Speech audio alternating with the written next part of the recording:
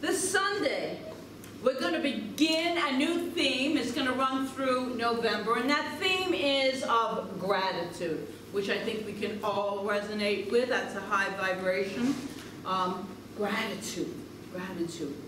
I'm going to deepen into this consciousness of plenty through expanded awareness, up-level thinking, and an attitude of gratitude.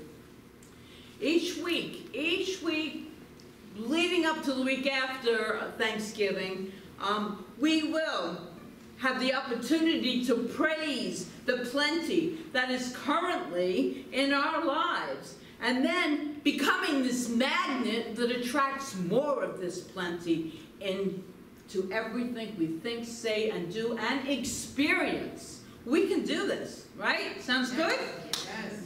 Greater good. Good and greater good is always present.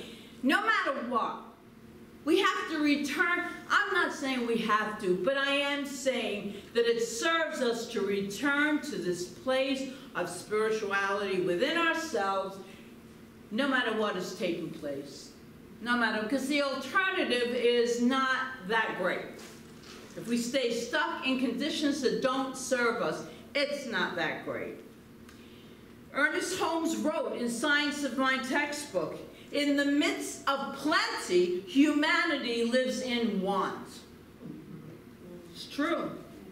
And a bit more of in your face, and I'm going right with our practitioner, who I did not know was going to quote Eric Butterworth, but so am I. His book, Spiritual Economics, he wrote this: many people go through life holding a tin cup under a Niagara of God's plenty. Yes. It is a small fry expectancy that usually manifests as string saving, make do, can't afford it level of consciousness. It is marginal living at best. It is what we call in the tune of the indefinite. Eric Butterworth, if you haven't read him, is very in your face and very clear in spiritual teachings, very clear. I don't know about you, but I would much prefer to be in tune with the infinite, not the indefinite, which is what happens. Okay, I won't go there. My mind goes, as I'm standing up here and I have all this stuff to tell you, my mind is going, oh yeah, talk about that and talk about that.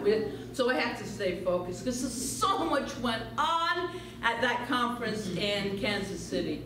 So much went on that I can't even put it into words. It was just, it just proved to me and all of those present that there's so much more than the conditions that we might find ourselves in. Just to remove yourself from every day, reading the news, whatever you do like that, and then you're in this atmosphere of really living these teachings and not being interfered with the news, with the mundane everyday thing.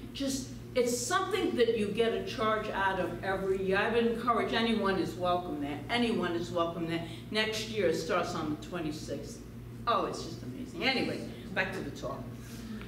I would much prefer to be in alignment with the infinite source of all that is, the infinite flow of abundant good, the infinite substance back of all things, the infinite horn of plenty that is ever available and ready to pour forth its bounty into expression if we but open our hearts, minds, and our consciousness to accept it.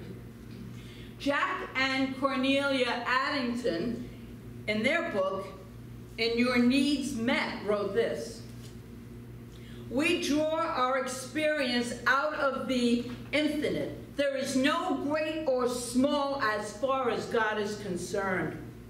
There is only the fullness thereof.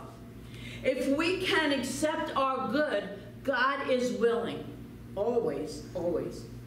If the infinite mind, there is enough to, in the infinite mind, there is enough to share and spare. Plenty of ideas, plenty of customers, plenty of the symbol known as money.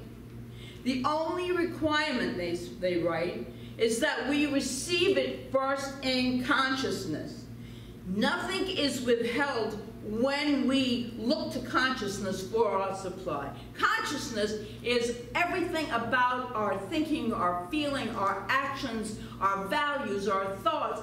That is our consciousness, and we can clarify it, we can purify it, and we can expand it when we align with the infinite. And today I want us to dive into the sea of plenty by, we're going to do these things, creating a space of receptivity and openness in that consciousness, to put it in tune with the infinite, which then enables the divine good to flow into and through and around and out and then back into our lives again, or what we call that beautiful law of circulation. What we give out always returns.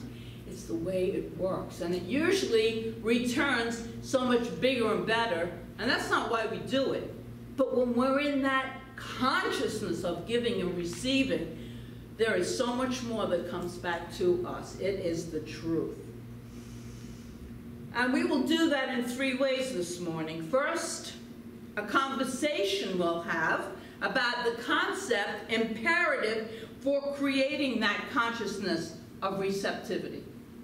And then an activity around that concept, and finally, anchoring all of it into a meditation that opens us up to receive from the divine supply of infinite plenty.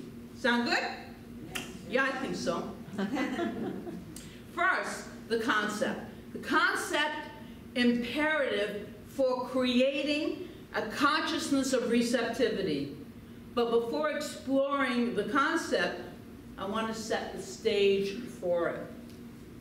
And I remember, so I'm setting the stage, a couple of years ago, I was on a conference call, in fact it was a lot of years ago, with some other ministers. And we were preparing to take a day-long workshop with Mark Anthony Lord, who just, by the way, happened to, 2 weeks before the conference, say, oh, I'll be a keynote speaker. You know, because lots of stuff are going on in these times of uncertainty that we're living in. One thing is for certain, though, God is always present. Anyway, Mark Anthony Lord just blew us away again. He always does. But anyway, I was preparing, we were preparing ministers for a day-long workshop with Mark Anthony Lord. And it was about creating a consciousness, a culture. And then